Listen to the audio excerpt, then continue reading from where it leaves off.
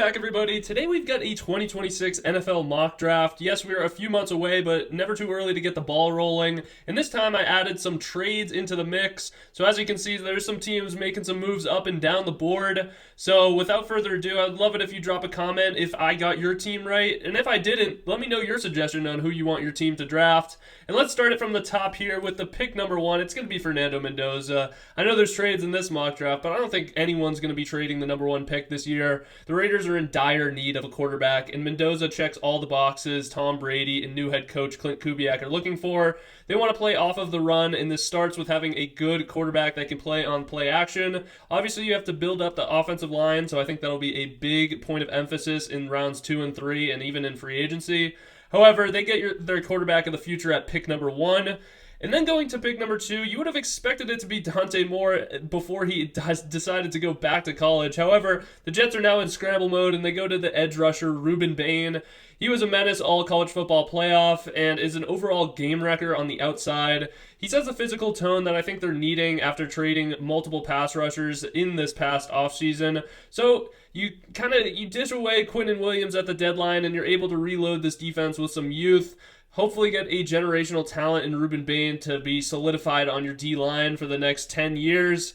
And then after the Jets, we're going to go to the Cardinals, who they go in a similar path here with Arvell Reese, the edge rusher out of Ohio State. You can make the argument that Reese is more talented than Ruben Bain right now.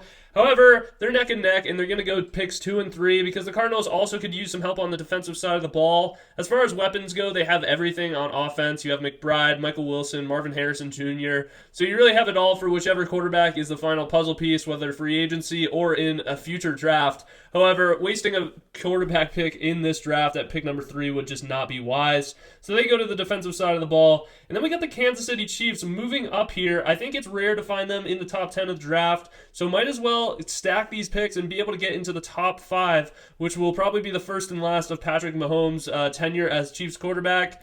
And they do so in order to get edge rusher David Bailey. He is an absolute gem of a prospect. He has so much potential. He was on the number 1 defense in college football this year, and this is exactly what the Chiefs need. They need some help alongside Chris Jones and George Karlaftis to get pass rush in order to get to the quarterback.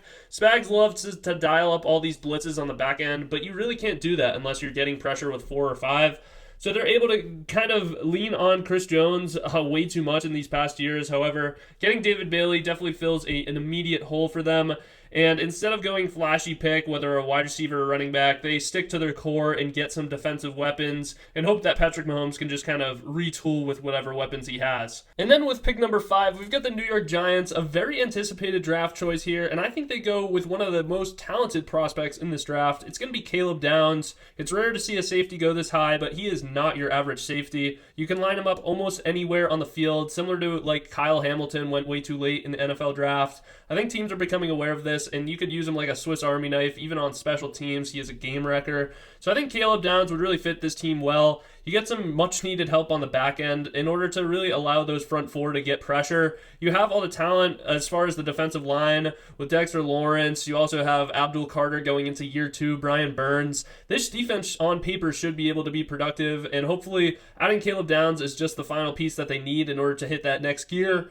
So the Giants get their superstar at pick number 5, and then we go to the Browns here, and they're going to go wide receiver, and they're going to actually pass up on Mekhi Lemon and go with Carnell Tate, the hometown kid from, he went to college at Columbus, Ohio, at Ohio State. He's a big body, 6'3" wide receiver that can play the X. I'm a little bit under the radar on how he'll perform, just knowing that he was always lined up alongside Jeremiah Smith, who commanded a ton of attention. So I think he's more than capable of being the wide receiver 1, but just want to keep that in mind.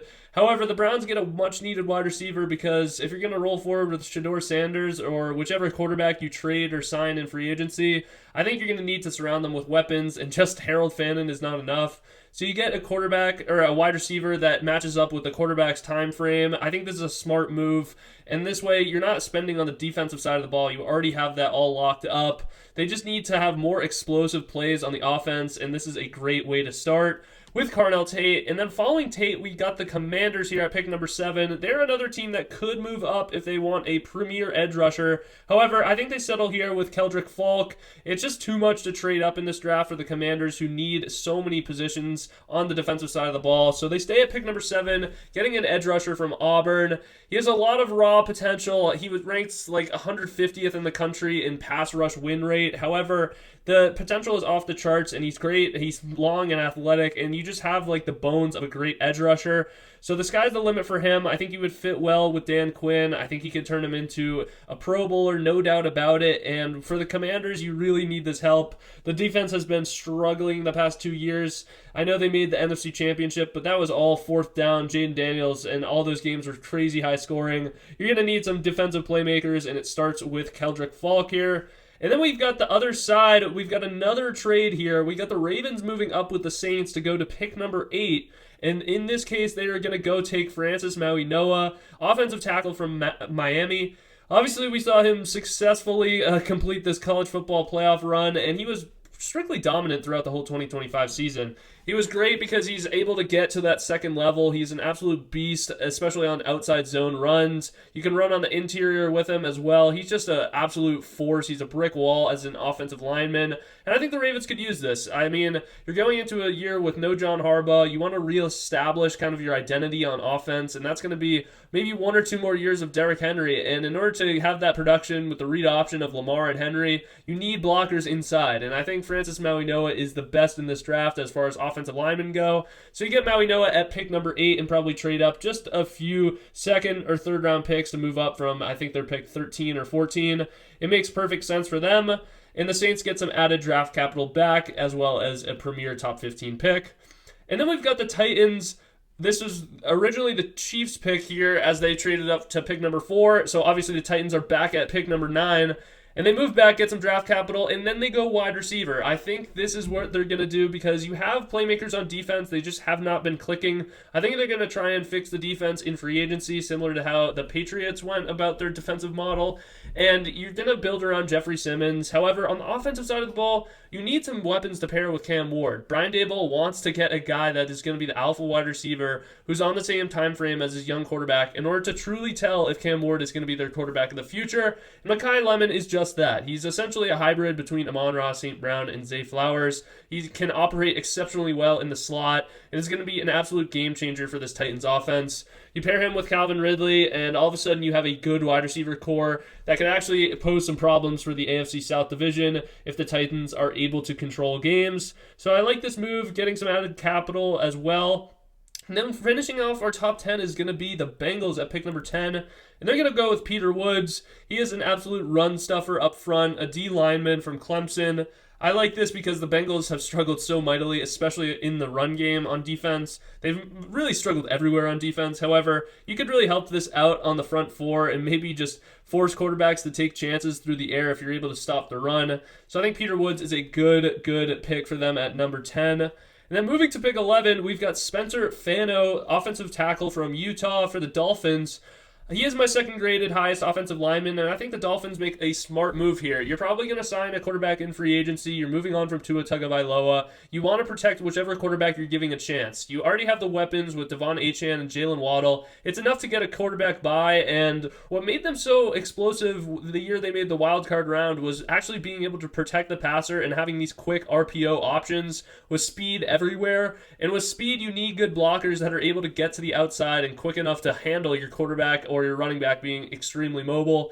Spencer Fano can do that. He's proven that he can kind of block for 30-plus rushes a game. That was Utah's entire identity in 2025. So Fano fits this bill perfectly. Then we go to another anticipated pick. It is going to be the Cowboys here at pick number 12. And they're going to go with Sonny Styles, the linebacker from Ohio State. It's rare that you actually see a linebacker go this high, but that just speaks volumes to how good Styles has been. He was captaining this championship roster in 2024 and is one of the smartest players in this draft.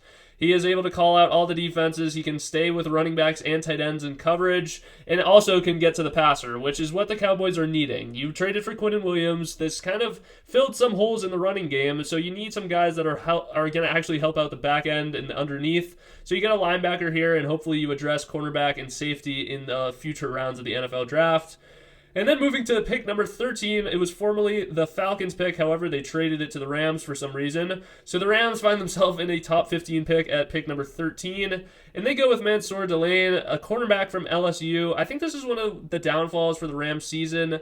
You weren't able to make those crucially stops in the playoffs and especially in the regular season. And I think that was just due to them not having enough depth in the secondary. You saw Emmanuel Forbes get exposed on multiple occasions on third downs. They just couldn't roll out in 3 wide receiver sets and cover all of them with good corners. So you get a top 15 caliber cornerback who is game ready from day one. I think this makes perfect sense for a team that is ready to win now. And then at pick number 14, like I mentioned before, the Ravens had traded up to get offensive lineman Francis Mauigoa. So the Saints move back to pick number 14, and they get a guy that probably shouldn't still be on the board right now. It's going to be Jeremiah Love, one of the most electrifying players in this draft class. He is the clear RB1, and I personally think it's him and Genty neck and neck for the best running backs of this past almost decade now. As far as pre-draft talent, and the one thing Jeremiah Love has on his side is that he was actually running in a committee in college. So it was him and Jadarian Price, who is probably going to be the RB2 or RB3 drafted in this draft class as well. However, Love never got that full bell cow workload, so you're not even scratching the surface of what he could actually become. And the Saints take a high upside flyer to pair with Tyler Shuck and Chris Olave and take this offense to the moon. You get Jay Love, who will instantly be like a top 10 fantasy pick for the Saints, and I love this move for the Saints going forward. And then we go to the Bucs at pick number 15 here. They are going to address the need on the defensive side of the ball, getting Cassius Howell, an edge rusher from Texas A&M. As you can tell from this draft class so far, edge rushers are coming at a premium. They are off the board very, very quickly. It seems to be a trend in recent years, and I think this continues. The Buccaneers specifically, their defense is aging quite quickly, and they need to get younger in order to kind of continue to contend, or at least want to contend in this division. So the Bucs are able to get this with Cassius Howell. You're going to alleviate some more pass rush on the quarterback, and you get an absolute athlete on the defensive side of the ball. I like this move for them. And then we've got this pick number 16. We've got the Bills moving up to pick number 16 from the Jets. Yes, the Jets have a second first rounder here, so the Bills move up in order to trade with them. And they spend this capital in order to go snag Jordan Tyson. Yes, the third wide receiver off the board. Many people think that he could be the first one taken. It's really just this big tier 1 of those 3 wide receivers, Tate, Tyson, and Mekhi Lemon. So you're able to get the bottom of the barrel and still tier 1, which is very, very good. This is kind of the crop you want from this wide receiver group. And you get Jordan Tyson, who the main downfall has been his availability. So he hasn't been able to stay healthy for a few years now as far as playing all of the games. But the Bills could really use the upside. And if you pair him and Josh Allen, and I know injury luck isn't really a thing that is kind of predictive. So if he's able to stay healthy for the next few years, the talent is off the charts. If we knew that he was going to be fully healthy next year and all these injuries were not a concern at all, Tyson would absolutely be the wide receiver 1. And the Bills get him at pick number 16, which is an absolute steal as far as a flyer pick.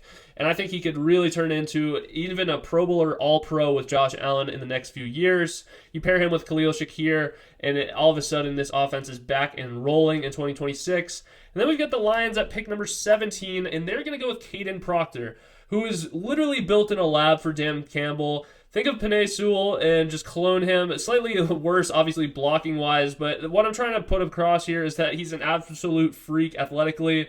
And even at Alabama, they used him in wide receiver screens with an offensive lineman. They used him in the backfield as well. He is just that athletic where you can line him up everywhere. I think this would be another chess piece in Dan Campbell's offense and get back to his identity of running the football first and pair him with Penei Sewell, and this offense could be up to absolute shenanigans with all offensive line screens and laterals. But without a doubt, he is a top-tier offensive lineman.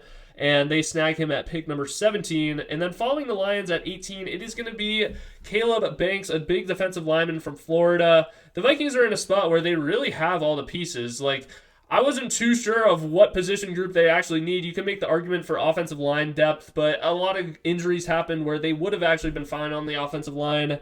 However, as far as weapons, you have all the wide receivers necessary. It's really just, will J.J. McCarthy take the next step forward? So I think they take this pick to just bolster up this defensive line. I'm not saying that they need to kind of make any additions on defense because Brian Flores will always have them humming. However, you just get younger as these guys are going to be eligible for contract extensions, and you're able to part ways with some guys on the front four and sub in Caleb Banks, who can be a game wrecker from game one and really be a beast in the run stop. So you get Caleb Banks at 18. And then at pick number 19, we're going to have the Panthers taking Kenyon Sadiq, the tight end from Oregon. And for those of you not kind of versed in this NFL draft, it is Kenyon Sadiq in a tier by himself in tight ends as far as the NFL draft. Outside of that, it's going to be a lot of day 2 and day 3 picks for tight ends. However, the top tier, the Panthers snag Kenyon Sadiq, and he's able to go to a place where he'll be used right away. Bryce Young needs some more weapons, and Tetairoa McMillan is a stud, but you need to surround him with some more guys that can actually alleviate some stress and coverage away from him, so that way teams can't just game plan to take Tet McMillan out of the game. Now you're going to have to worry about Kenyon Sadiq, who can also do it in the run game. He's a very good blocker, so they get a big red zone threat for Bryce Young. And then at pick number 20, we've got the Cowboys up again here. And this time they're going to address the secondary, and they're going to go with Jermod McCoy, a cornerback from Tennessee. I won't spend too long talking about this because I already mentioned before they could really use the help on the back end. You paid Deron Bland and Trayvon Diggs. I don't know if those were the smartest decisions, so you got the chance to kind of redo it here in the NFL draft, and they get a stud at pick number 20. One of the best corners in this draft, great length, and can shadow any of the opposing team's wide receiver 1. And all of a sudden, this defense is young, but it's still making some big strides heading into 2026. And then at pick number 21, we go back to wide receiver here. It is going to be Denzel Boston, the 6'4 wide receiver from Washington. He's a big body, and I think you line him up alongside DK Metcalf. It really just complements size with size, and you have Calvin Austin operating in the slot. You could really use some help with DK Metcalf. I mean, he showed a little bit of regression in 2025, so that might also pull the trigger for the Steelers to kind of get a wide receiver right now while they can, because their defense says that they're in win now mode. You have a lot of veterans, so you need some guys that'll step in and make this offense more explosive from day one, and Denzel Boston can do that. He's a great red zone threat and also over the middle. He's very flexible wide receiver. I do think he's a tier below the top 3. However, for Pittsburgh, you get a guy that can really kind of hit the home run ball right away and kind of balance him with DK Metcalf on the end of his career with the beginning of Denzel Boston. Make that transition smooth, and hopefully whichever quarterback comes into Pittsburgh has enough weapons to survive.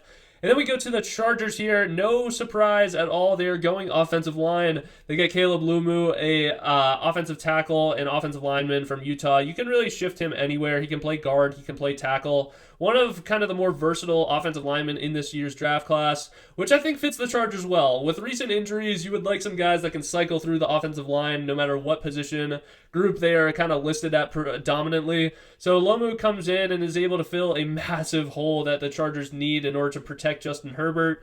In this way, you can kind of actually protect your franchise quarterback and establish that run game that I know Mike McDaniels wants to get going. And then we got the Eagles at pick number 23 here. They're going to follow suit and go offensive lineman with Monroe Freeling. He is an offensive tackle from Georgia. You also have Lane Johnson coming back in order to return for maybe one last dance here in the NFL. And I think you just need to establish that rushing identity. That made them so successful in that Super Bowl run. It was just leaning on Saquon Barkley and everything coming off of that in the play-action game. However, with injuries to Landon Dickerson and Lane Johnson, you really couldn't do that. And with these guys on the tail end of their career, you want to get younger so that way the new group of Jordan Mailata and Monroe Freeling can hit the ground running in 2027 when you don't have those guys in your rotation at offensive line, and you can still kind of establish that same identity. So I think they hit a home run here from their favorite collegiate program, Georgia, here on the offensive line this time. And then we go back to the Browns at pick number 24. They are going to go with Olavega Ione. I don't know if I'm pronouncing that completely all right. I just call him Ola, but offensive guard from Penn State here. I think the Browns, they are probably the first team, I don't know if it's in history, but the first time in my memory that all offensive linemen, all of their starting day one offensive linemen are current free agents. So I don't know if they'll bring back all of them or 0 of them, but the one thing is for sure is that you're going to need some more bodies because this is going to be new faces in the building with a new quarterback and a new head coach. So you build up the offensive line first. You went a weapon pick with Carnell Tate at pick number 6. You're able to balance this out with an offensive lineman. You have the defense all set, so you get an offensive lineman in a high-tier caliber wide receiver at pick number 6, and whichever quarterback you bring into the system is ready to go. You can lean on Quinshon Judkins, you have Carnell Tate, and now you have some blockers up front to protect him, and hopefully you can get gritty wins here, controlling the tempo and letting your defense win you the games. And then following the Browns, it's going to be the Bears at pick number 25. And we got them going to Akeem Mesidor, the edge rusher from Miami. And this is a guy that's really been rising up the boards, especially in my own. I think watching the tape from the college football playoff, he was really the one setting the tone for the Miami defense. He is as physical of a player as you will get. He is very quick and twitchy on the outside. He can catch up to running backs and set the edge. So I think this is very important for the Bears because they were really lacking that big kind of home run pass rush threat. You had Montez Sweat, but outside of that, you need some more bodies, and I think Mesidor can really help them. And then we go back to pick number 26, which is now the Jets pick. Originally the Bills, who traded up to get Jordan Tyson. And now the Jets at pick number 26 with their second first-rounder. They go with Caden McDonald, a defensive tackle from Ohio State. So making a big stance here in 2026 to really refocus on the defensive side of the ball, stopping the run now that Quinnen Williams is gone. So you have Caden McDonald and Ruben Bain on this defense with some added draft capital from Buffalo. I like this start for New York as they try and rebuild this team without a true franchise quarterback now that Dante Moore is going back to college. So you hope to refocus and rekindle this defense and then 2027 hit the ground running with a top-tier draft quarterback. And then we go to the Niners. We are now into like the elite teams here at the back quarter of the draft. So the Niners at pick number 27, they go with Avion Terrell. They are very in need of some kind of defensive bodies. They got ravaged with injuries all 2025. And yes, some guys really showed up at the back half of the season, that guys that were like second stringers playing their tails off. However, you're going to need that high-end talent in order to kind of compete with these top-tier teams. And I think Avion Terrell, it's in his DNA. His brother AJ Terrell on the Falcons. So you stay in the ties here with Terrell going to the 49ers. And I think he could be a starting cornerback for them and really bolster up this defensive side of the ball without Robert Saleh at DC. And then we go to the Texans, who have all of defense figured out, and this time they go to the offensive line. They go with Emmanuel Pregnon, an offensive guard from Oregon, which I think fits them well because you want to put as much or as little stress as you can on CJ Stroud as he's going into 2026. And in order to do that, you need to kind of establish the run, which they struggled with so mightily in 2025. Granted, I know Joe Mixon was out the whole year, and Woody Marks isn't kind of the top-tier talent, but they still weren't able to run it effectively when you need them to. So I think bolstering up the line, similar to how Seattle did with Gray Zabel last year, can actually pay dividends in the pass game and helping the development of CJ Stroud going into this next year. And then following them, we got the Rams with their second first-round pick here at pick number 29. So they went with the defensive side of the ball, and now with their almost free first-round pick, they go with Ty Simpson, a quarterback that they can develop, assuming this is Matthew Stafford's last ride. And you get Ty Simpson, who has extreme potential. He struggles with kind of throwing balls to the other team, a lot of turnovers in 2025. However, there's one thing that can fix all of that, and that's the Sean McVay system. So I think a few coaching points as well as a year of development behind Matthew Stafford will be so crucial for Ty Simpson, and then he could be the starter in 2027 and have no kind of regrets going into the season, assuming you still have Puka Nacua. I think Simpson's more than capable of doing that and having great success with the development that he's going to have this year. And then we go to the Broncos at pick number 30, and they're going to bolster up the linebacker core. It's just the one kind of, not glaring hole, but they are loaded at every position, so you just make some slight tweaks here. You could use some extra linebacker depth here with with Ellis on the linebacker core, and you pair him with CJ Allen. I think this move makes a lot of sense for Denver. You're able to go into 2026 having no flaws on the defensive side of the ball, and maybe signing one more weapon on the outside to pair with Courtland Sutton. And this team should be right back in the mix to hopefully win the AFC West and recapture that Super Bowl appearance that they so deserved after Bo Nix got injured. So you get CJ Allen from Georgia, and then the Patriots, who did make the Super Bowl at pick number 31, are going to go with Zachariah Branch. And with Stephon Diggs getting a little bit older, and you pair a new weapon here with Stephon Diggs, Kayshon Boutte, and Demario Douglas, you get Zachariah Branch, who I think is a prospect that we haven't seen the best of yet. He was used quite weirdly at Georgia. He was used more as just kind of the screens and gadget guys. But towards the end of the season, you start to realize that he could actually just be the alpha wide receiver one. He's great at those crossing routes when utilized, and I think that would be perfect to open up this offense going into 2026. You can make the argument that the Patriots will address the offensive line. I agree, but I think they'll probably go after more veterans in free agency with the current cap space that they have, and really just try and build on some young weapons to pair with Drake May going into the future beyond just next year. Then we go to the Super Bowl champs. And before we get to this pick, I would love it if you guys hit the subscribe button. It truly means a lot. And let's go to the Super Bowl champs at pick number 32 here. It is going to be Max Clare, the tight end from Ohio State. A little bit higher than expected here going in the first round. However, the Seattle Seahawks literally have everything all sorted out. They have a ton of cap space. So this time they're able to just kind of get a tight end to pair with A.J. Barner. This is no slight to Barner. I think they could actually play together. It could open up some 2 tight end sets to really just let the run game go wild. And actually just kind of take some stress off JSN in the pass game as well. Make their offense just a little bit dynamic on their quest to return as Super Bowl champs again in 2027. And that is going to do it with the full first round mock draft. So comment below if I got your team right. And if I didn't, please drop a suggestion on who you want your team to draft. And this has been a lot of fun. And that is going to do it. Peace.